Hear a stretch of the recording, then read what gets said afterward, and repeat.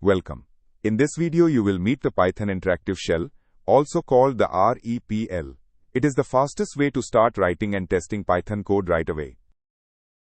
REPL stands for Read, Evaluate, Print Loop. Python reads what you type, works out the answer, prints it, then waits for your next line. It loops forever until you decide to leave.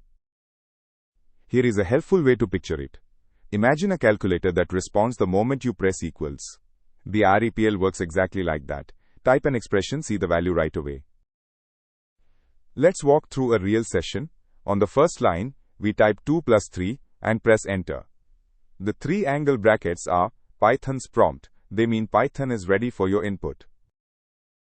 Python evaluates 2 plus 3 and prints 5 on the very next line. No extra steps required.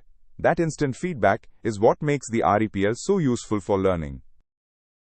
Next, we store the text adder in a variable called name. When you assign a value like this, Python stays silent. There is nothing to print because you are just saving information. If you type the variable name by itself and press enter, Python prints what is stored inside it.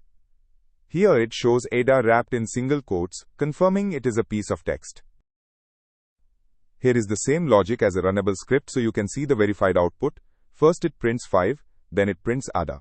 In an actual REPL, you would see these values appear automatically without needing print. When you are done experimenting, leaving the REPL is simple. Type exit with parentheses and press enter, or hold Ctrl and press D. Either way, Python says goodbye and returns you to the terminal. 3 things to take away. REPL means read, evaluate, print, loop. It gives you instant feedback on every line you type. And whenever you are done, exit with exit or Ctrl-D.